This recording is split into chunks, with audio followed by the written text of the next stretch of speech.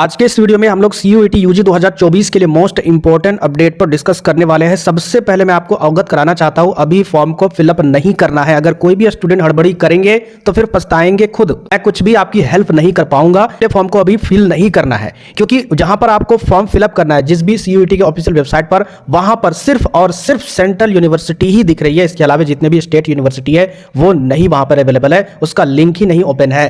तो इसका मतलब ये चीज नहीं है कि 2023 में जो भी यूनिवर्सिटी, स्टेट यूनिवर्सिटी, खास करके जितने भी राज्य यूनिवर्सिटी है वो पार्टिसिपेट किए थे CUET UG 2023 में, क्या वो अवेलेबल नहीं होंगे? बिल्कुल 100% होंगे, ठीक है। लेकिन जितने भी इसके अलावा और भी यूनिवर्सिटी ऐड होंगे, याद रखिएगा, जो पिछले वर्ष नहीं ऐड हुए थे CUET के एग्जाम में, कुछ दिन के बाद आपका अपडेट भी आ जाएगा। उसके बाद मैं आपको पूरे डिटेल से टॉप यूनिवर्सिटी, जैसे कोई स्टूडेंट अगर BA में कोर्स लेना चाहते हैं, अगर वो टॉप यूनिवर्सिटी में एडमिशन करवाना चाहते हैं तो उनका क्या कॉम्बिनेशन होने वाला है, कितना फीस लगेगा, क्या नहीं लगेगा, सारा हम लोग एक वीडियो में डिटेल से डिस्कस करेंगे। यहां पर हम लोग इंपॉर्टेंट डॉक्यूमेंट पर डिस्कस करेंगे और साथ ही साथ फी स्ट्रक्चर पर डिस्कस करेंगे। बिल्कुल भी आप स्ट्रेस मत लीजिए, पूरे तरीके से हम आपके साथ है और रहेंगे, इसकी गारंटी मैं देता हूं।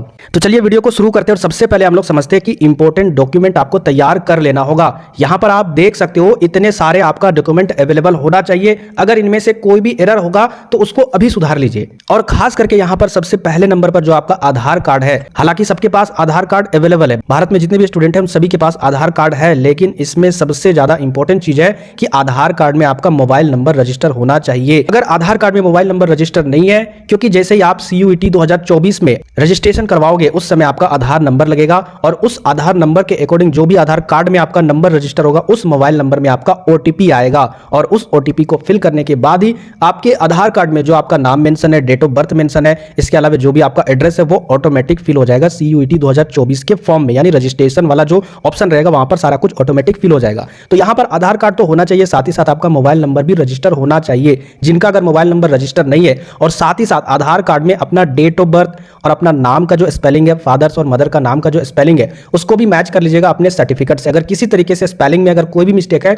उसको तुरंत अपडेट करके सुधार लीजिएगा। 10 से 12 दिन में सारा कुछ अपडेट होकर सुधर जाता है। आधार कार्ड में सारा कुछ अगर सही है, आपका नाम, डेट ऑफ बर्थ वगैरह, तो फिर आप मोबाइल नंबर वहां पर अपडेट करवा लीजिएगा। और वही मोबाइल नंबर अपडेट करवाइएगा जो आपके पास हमेशा अवेलेबल होता है, क्योंकि उसमें आपका OTP आएगा। क्योंकि सबसे ज्यादा इस वर्ष इंपॉर्टेंट यही चीज है। आधार कार्ड में अगर आपका मोबाइल नंबर रजिस्टर नहीं होगा तो फिर OTP नहीं आएगा। जब OTP नहीं आएगा तो फिर आप रजिस्टर ही नहीं कर पाओगे। आधार कार्ड सबसे इंपॉर्टेंट डॉक्यूमेंट हो जाता है। इसके अलावा यहां पर देखिए दूसरे नंबर पर फोन नंबर और ईमेल ID। बहुत सारे स्टूडेंट क्या करते हैं, साइबर कैफे में फॉर्म को अप्लाई करवाते हैं और साइबर कैफे वाले अपना फोन नंबर डाल देते हैं या फिर ईमेल ID वहां पर डाल देते हैं, जिस कारण से जब भी इंफॉर्मेशन आता है, क्योंकि देखिए आपको CUET का फॉर्म भरकर चुपचाप थोड़ी ना बैठना है, इसके बाद आपको एग्जाम देना है। तो एग्जाम से रिलेटेड जैसे आपका एडमिट कार्ड आएगा या फिर कोई भी प्रॉब्लम होता है, इसके अलावा आपका काउंसलिंग होगा, जिस भी यूनिवर्सिटी के कॉलेज में आप एडमिशन करवाओगे, तो वो सारा अपडेट आपके फोन नंबर पर या फिर आपके ईमेल पर मैसेज के द्वारा हमेशा अपडेट दिया जाएगा। तो आपको एक ऐसा फोन नंबर और ऐसा ईमेल रखना होगा जो आपके पास हमेशा अवेलेबल होगा। किसी भी दूसरे का ईमेल ID या फिर फोन नंबर नहीं डालना है। तीसरे नंबर पर आपको फोटो और सिग्नेचर, जी हाँ, फोटो जैसे तैसे आपको मोबाइल से खिंचवाकर जैसे तैसे आपको अपडेट नहीं करना है, उसमें अपलोड नहीं करना है। फोटो क्या करना है, कम से कम आप एक व्हाइट बैकग्राउंड के साथ पासपोर्ट साइज का फोटो खिंचवा लेना है। और सिग्नेचर के बारे में आप सभी को पता है कि आपको व्हाइट कोई भी पेज में ब्लैक पेन से सिग्नेचर करके, और यहां पर अगर बात करें फोटो का, तो फोटो का जो साइज रहेगा वो आपका 10 KB से लेकर 200 KB के बीच में रहना चाहिए। 10 KB से लेकर आपका 200 KB के बीच में होना चाहिए, JPG फॉर्मेट में होना चाहिए। एक बात हमेशा याद रखिएगा। इसके अलावा अगर सिग्नेचर की अगर बात करें तो 4 KB से लेकर आपका 30 KB के बीच में होना चाहिए सिग्नेचर भी। ये दोनों चीज आप अवेलेबल करवा लीजिएगा। इसके बाद यहां पर 4th नंबर पर जो आपका इंपॉर्टेंट चीज आता है, बहुत सारे स्टूडेंट OBC कैटेगरी से आते हैं और OBC में जो अगर आपका नन क्रीमी लेयर होगा, नन क्रीमी लेयर, आप अपने OBC सर्टिफिकेट में देखिएगा वहां पर आपका लिखा रहेगा नन क्रीमी लेयर। अगर इस कैटेगरी से आते हैं या फिर SC कैटेगरी से या फिर ST कैटेगरी से या फिर EWS कैटेगरी से आते हो, तो ये सारे सर्टिफिकेट आपके पास अवेलेबल होना चाहिए 2024 का। एक बात हमेशा याद रखना, अगर आप सेंट्रल यूनिवर्सिटी के लिए फॉर्म भर रहे हो और बाय चांस आपने उसका कट ऑफ को पार कर दिया, उसमें आपका एडमिशन के लिए, काउंसलिंग के लिए आपको बुलाया जा रहा है, तो उस सिचुएशन में आपको ये जो सर्टिफिकेट है, ठीक है, ये सारे सर्टिफिकेट आपका 2024 का होना चाहिए। बाकी स्टेट यूनिवर्सिटी में कभी भी ऐसा नहीं बोला जाता है कि हाँ 2023 का है तो आपका एडमिशन नहीं होगा। स्टेट यूनिवर्सिटी के लिए कोई भी चिंता की बात नहीं, अगर 2023 का है तो आपका एडमिशन हो जाएगा। और ये PDF फॉर्म में रहना चाहिए। और अगर इसकी बात करें तो ये 50 KB से 300 KB के बीच में होना चाहिए, ठीक है, और ये PDF फॉर्म में होना चाहिए। तो ये टोटल यहाँ पर 4 इंपॉर्टेंट डॉक्यूमेंट है, इसको तैयार कर लीजिएगा।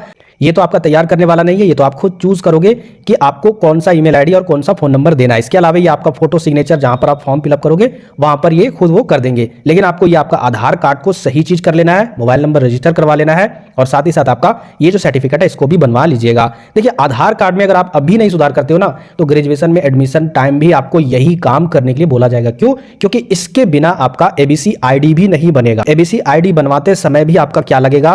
ओटीपी लगेगा आधार कार्ड को मेंशन करते समय। इसके लिए आपको आधार कार्ड में मोबाइल नंबर रजिस्टर होना चाहिए, ये कंपलसरी है। सबसे इंपॉर्टेंट चीज ये है, इसको जल्दी से करवा लीजिएगा। और इसके बाद अगर फी स्ट्रक्चर की अगर बात करें तो यहां पर देखिए ध्यान से किस तरीके से आपका फीस लगने वाला है। तो कैटेगरी वाइज फीस लगता है। जो भी अगर जनरल कैटेगरी से आते हैं उनका 1000 रुपया लगेगा पहले 3 सब्जेक्ट के लिए। 3 सब्जेक्ट कौन कौन सा रहेगा? आप जो भी 3 सब्जेक्ट अगर आप चूज करोगे उसके लिए आपका 1000 लगेगा। इसके बाद यहां पर देखिए ओबीसी जो आपका नॉन क्रीमी लेयर और ईडब्ल्यूएस दोनों के लिए यहां पर 900 रुपया लगने वाला है। इसके बाद आपका एससी, एसटी, पीडब्ल्यूडी या फिर थर्ड जेंडर, तो इस कैटेगरी वाले स्टूडेंट का 800 रुपया लगने वाला है। अब यहां पर ध्यान से समझिएगा, 3 सब्जेक्ट के बाद अगर आप चौथा सब्जेक्ट लेते हो तो हर एक सब्जेक्ट के लिए आपको 400 रुपया देना होगा। जो भी जनरल वाले कैटेगरी के स्टूडेंट होंगे, जैसे जनरल वाले 3 सब्जेक्ट चूज कर दिए हैं तो उनका 1000 रुपया तो लगेगा भाई 100%। लेकिन अगर वो एक सब्जेक्ट एक्स्ट्रा और लेना चाहते हैं, जैसे कि इन्होंने इंग्लिश लिया लैंग्वेज में और इसके बाद इन्होंने हिस्ट्री लिया डोमेन पेपर में और एक और पेपर जनरल टेस्ट लिया, 3 पेपर लिया, 3 का 1000 रुपया लग गया फीस जनरल वाले कैटेगरी के एक स्टूडेंट का। इसके बाद ये एक और पेपर लेना चाहते हैं तो इन्होंने एक लैंग्वेज में हिंदी ले लिया या फिर डोमेन पेपर में भी एक्स्ट्रा पेपर इन्होंने ले लिया, यानी टोटल 4 पेपर ले लिए तो एक पेपर एक्स्ट्रा हो गया तो इसका यहां पर 400 रुपया ऐड हो जाएगा और एक्स्ट्रा। तो इस तरीके से इनको टोटल अमाउंट 1400 रुपया पेमेंट करने होंगे। इसी तरीके से आप जितना एक्स्ट्रा पेपर लोगे उतना आपका 400 रुपया ऐड होते जाएगा। इसके बाद अगर बात करें ओबीसी जो नॉन क्रीमी लेयर वाले स्टूडेंट है, चाहे वो ईडब्ल्यूएस हो, उसमें भी आपका अगर एक सब्जेक्ट एक्स्ट्रा लोगे तो वहां पर आपका 375 रुपया 1000 में एक्स्ट्रा लगेगा। इसी तरीके से आपका इस कैटेगरी के स्टूडेंट का भी 350 रुपया प्रत्येक सब्जेक्ट के लिए एक्स्ट्रा ऐड होते जाएगा। खैर आपको चिंता करने की कोई भी बात नहीं है। सब्जेक्ट सिलेक्शन में आपका बहुत सारे ऐसे भी यूनिवर्सिटी है, टॉप यूनिवर्सिटी, जहां पर सिर्फ और सिर्फ 3 ही सब्जेक्ट के अंडर में ही आपका सारा काम हो जाएगा। आपका बेस्ट यूनिवर्सिटी जो आपका सेंट्रल यूनिवर्सिटी है और उसके बाद आपका जो अगर उसमें एडमिशन नहीं होता बाय चांस तो उसके अलावा आपका जो आपका स्टेट यूनिवर्सिटी है, स्टेट गवर्नमेंट यूनिवर्सिटी, वहां के लिए भी सब्जेक्ट आपका 3 ही सब्जेक्ट में कॉम्बिनेशन मैच कर जाएगा और एडमिशन भी हो जाएगा। एक्स्ट्रा आपको चार्जेस नहीं लगेंगे। उसके रिगार्डिंग मैं आपको वीडियो अपलोड करके सारा कुछ प्रोवाइड कर दूंगा। बाकी जो भी नए व्यूअर है, अगर वो झारखंड से देख रहे हैं या फिर बिहार से देख रहे हैं या फिर मध्य प्रदेश से देख रहे हैं या फिर उत्तर प्रदेश से देख रहे हैं, प्लीज चैनल को जरूर सब्सक्राइब कीजिएगा। आपके लिए यहाँ पर हेल्पफुल वीडियो हमेशा अपलोड होती रहेगी। खास करके हिंदी मीडियम वाले स्टूडेंट के लिए यहाँ पर क्वेश्चन आंसर वाले भी सेट प्रैक्टिस करवाए जाएंगे। मिलते फिर नेक्स्ट वीडियो में।